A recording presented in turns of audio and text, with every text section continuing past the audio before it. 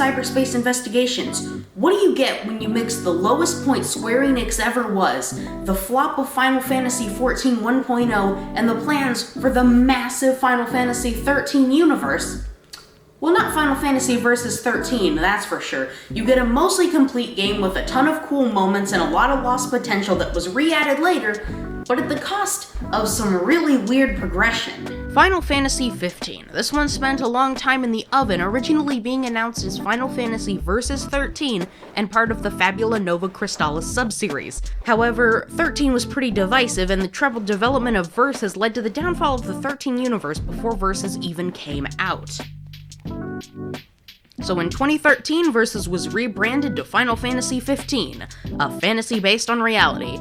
Keep telling yourself that. Yeah, this was the closest Final Fantasy was coming to being in the real world, which was not close at all because things are kinda still really high-tech and modern day at the same time. 15's initial launch garnered some mixed reactions. I think it was the very long wait fans went through at the time and a subpar launch experience, which led to most people saying, eh? However, 15 was a live service, and got multiple updates over the years until 2019, including 4 DLC packs, multiplayer, and fleshing out plenty of the main game. The break from the Fabula Nova Crystallis name led to the creation of the Final Fantasy XV Extended Universe, basically a safety net because of the first half of the game being unable to properly tell its story. This included a free 2D game called A King's Tale featuring King Regis as the main character, Kingsglaive, an anime, Final Fantasy XV Brotherhood, and 4 DLCs for the main game. I got the Royal Edition with the PS Plus collection, so I got 3 of those 4 DLC packs. The other one, Episode Art, and is something I would love to play, but $5 for something that's going to take me an hour or less to beat isn't a great price tag for me. The Final Fantasy XV Extended Universe is pretty messy, and if you're just playing the game like I did, a lot of plot points won't click into place for quite a while. The world of a Final Fantasy game is very important, and the world of Eos is one of the most interesting. The gods watch over everything, but then they're killed. The world is divided into 3 major sections: the Kingdom of Lucis, the Accordo Protectorate, and the Niflheim Empire. Lucis is the open world section of the game, and about the first half of it. Accordo and Niflheim are smaller, linear sections near the end of the game, and make up the second half of it. Lucis is a problem. This is an open world game, but to say the world is open is a stretch. The world isn't actually that open. The main way to get around is the Regalia, your friendly neighborhood car. In its normal mode, it's stuck to the roads and nothing else. There is an off-road mode, but it looks stupid, it used so much gas, and I never wanted to use it. Off of the roads, it becomes painfully obvious how much of the world is just for show. There are so many fences, gates, walls, and natural barriers. Sure, the world looks absolutely massive, but in terms of size, it's not that big. However, the distance you travel, and in the form you travel it, is the problem. The Regalia, because of the restrictions to the road, isn't interesting to drive, and I'd rather let it auto-drive me there. Oh look, you can. This is how you travel around, and that makes most of the travel time, at least an hour in driving, completely hands-off. But because of the day cycle system, traveling at night or traveling for long periods of time are frowned upon. Because of the demons, imperial monsters created to conquer Lucius, I think, night travel is difficult until getting specific headlights from a side quest, but that doesn't help traveling at night on foot. There are chocobos, but you can't own them, and they run off after 7 days. They are fast enough to outrun the demons, but the car is so much faster and takes less effort to get everywhere. Traveling on foot never gets any better though, and is reserved for getting to objectives after parking the car or chocobo. It's a major problem because this game is beautiful and I want to explore it, but it's got so many problems. There's one city in Lucius, that being Lestalem. It's a mildly interesting place with some strange lore about women being the only ones who work, despite the abundance of men around and working. Not to mention the fact that I never found a single side quest in the city where women work that was given by a woman. It almost felt like an answer to people criticizing that there are no mainstay party members who aren't guys, but we'll get there later. The Niflheim Empire kind of annexed most of Lucius outside of the crown city Insomnia, so everywhere in the world Imperials will follow you wherever you go. These act as kinda random battles, though fleeing is much easier than in other Final Fantasies. You can avoid them altogether if you just run fast enough. I don't really get it at that point. There's enough XP to go around anyway, having these battles sometimes being really tough for the amount of XP they're giving. Grinding is barely a thing to worry about here. The main quest and a few side ones will offer you enough XP to stay comfortable. However, you can get overpowered, and doing some of the more intense quests will get you more than 3 levels when you're around level 50. But the most interesting part of Lucius is not accessible in what I think would be its most interesting form. Insomnia, the massive city, is never accessible until it's been destroyed for years. I would have loved to be there for a beginning part where you can drive around the city, do some side quests, maybe even push the pacing back a little so you can go back to the city for a while before Niflheim launches their first attack. That would have made Lucius so much more interesting as an open world, but there's a lot of crazy cool stuff to look at too. I think a lot of the dungeons here as well are quite good. The designs are pretty good, except for that one ice dungeon that made me really frustrated. Accordo is the second area you'll travel to on your journey, and the start of the linear design that is very reminiscent of Final Fantasy XIII, but much more interesting. Accordo itself is more of a town that becomes a battlefield for the battle against Leviathan. While Accordo is the entire country, Altissia is the city you're in, and the explorable part here. The time you spend in Altissia before it's destroyed is minuscule, but I think it does a good job of setting up what the city's about and the grip the Niflheim Empire has over it being a subjugated territory. Something you would think of as I guess, Greenland to Denmark, but way more forceful. Once the battles begin, Altissia is completely destroyed. At that point, Altissia and Accordo are pretty much done in terms of stuff to do here. There's only 3 or 4 side quests, and not much time is spent building what happens to the city, what life is like, and things like that. Throughout all of Lucius, you see people living their day-to-day lives, eating places, then the side quests, however mundane, show you the kind of people that live here. Accordo has none of that. This is where the influence of what Final Fantasy XV was going to be comes into play. The open world being created was probably in response to the backlash of 13's linear design.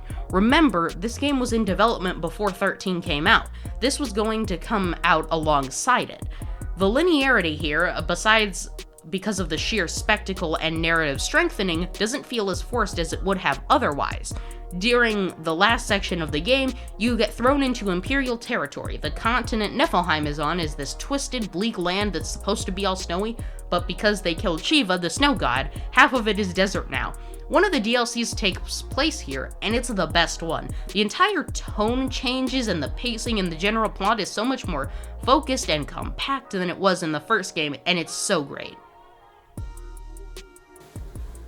So that's the general world structure, but are the story and characters worth caring about? They're some of the most important aspects to an RPG story, so if they're not good, there's not really a drive to continue playing the game. So are they good? The characters, at least the 4 main party members, are very, very good and compelling characters. Each of them have problems and family members that have problems and have their own arcs and development. Side characters are mildly interesting at worst and bland and flat at worst. The best character in the entire game has to be the Imperial Chancellor Arden. Holy crap, this is one of the singular best villains in video games. You never know what he's gonna do next. As a villain, he becomes so ruthless by the midpoint of the game, after spending the first half kind of helping the party along at certain points, to where I wasn't sure he was actually a villain. Then we see him do some horrible things, and then he continues to screw with Noctis's mind the entire time he's in Niflheim, and it's the best. Noctis himself is probably the least interesting main character. He kind of mopes around, and because of the dialogue choices, you can make him a genuinely nice guy or a prick, which when the prick options are forced upon you, it feels quite jarring. He has a bunch of moments in the Niflheim section that made me genuinely tear up, but I won't spoil any of that. But since he doesn't have much of any alone time, we never see much real development. He stays almost completely the same from beginning to end, both in appearance and personality. Gladiolus is the king's shield and has a bunch of awkward dialogue with Noctis that goes something like this. Man, it's so hot out here. Well then get over it. Ah! A giant fire god is attacking us! Are you a prince or a king? The fire god is really stressing me out, okay? Alright, buddy, that's it. Physical confrontation time. Gladio had some good moments, and his relationship with his sister is very endearing to see play out near the Cape Time portion of the game. His dilemma about his father, the former Shield, and the test he has to take to prove himself worthy to Gilgamesh, one of the first Lucian Shields, is really exhilarating in that first DLC. However, while Gladio sure does have some good moments, it doesn't come close to the near perfection of Ignis. He is the best boy, and nobody can deny that. His sacrifices, his caring nature, his determination not only as Noctis' retainer, but also as his friend to protect him at all costs, leads to making one of the biggest sacrifices he possibly could.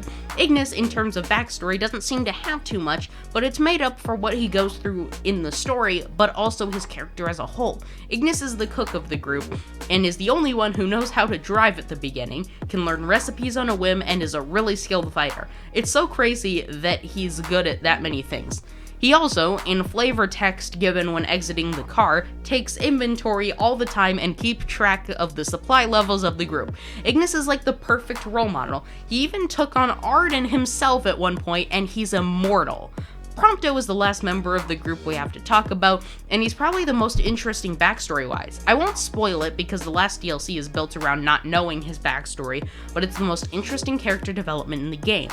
Throughout the last portion of it, the things Prompto experiences is really sad. It's actually more sad than anything else the other guys go through.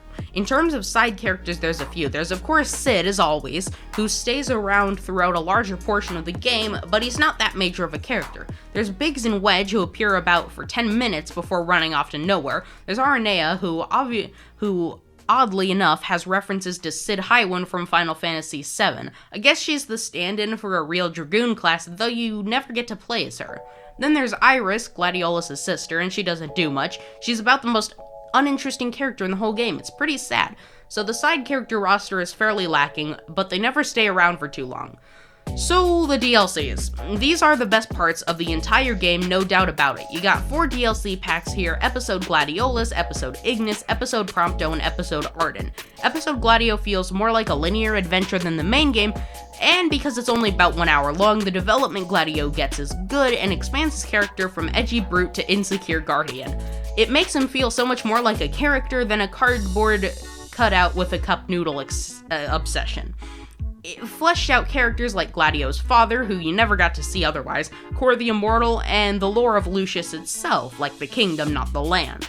Episode Ignis is the most exciting DLC pacing-wise. It happens during the massive battle in Altissia, with the Empire, Leviathan, and Noctis all going at it one at a time. Ignis is trying to reach Noctis on the other side of the city, and you get to see a lot more of it than before, though it is a bit more destroyed than when you're exploring it before the battle. The narrative here is very compelling just to see how determined Ignis is.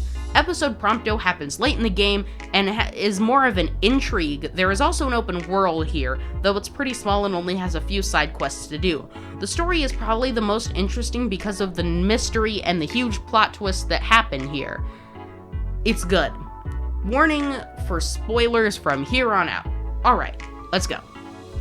Now we're talking about the story and the major flaws with it. So, Arden.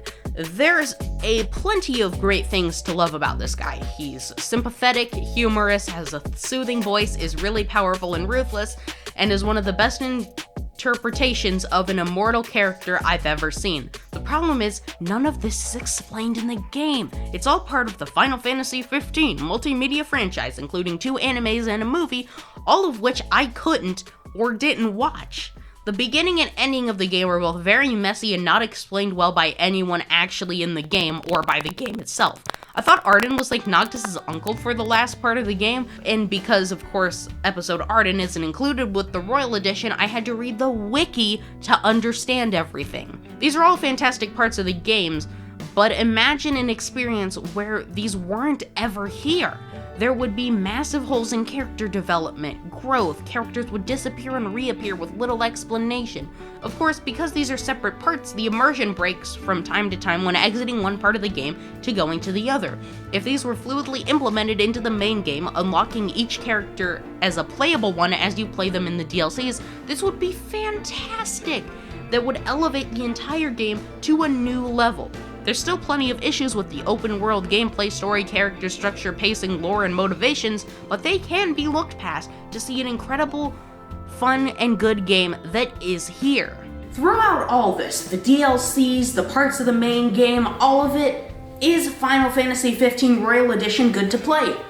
I would say yes! This game is fantastic, and while it does have some problems and some broken storylines and some convoluted moments, there is so much to love here. You got massive spectacle, really emotional moments, especially near the ending, because as you've gotten to know these characters through the 30 hours it takes to complete this game, you really get to feel for them and understand them in a way that I didn't think would happen when I started playing the game.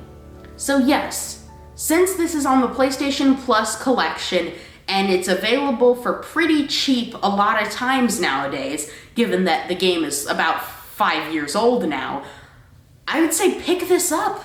Pick this up and you will have so much stuff to do. The open world is full of things. All of it, just please, for my sake and yours, play this. Well, that's all I've got for this one. So see you next week for another great program.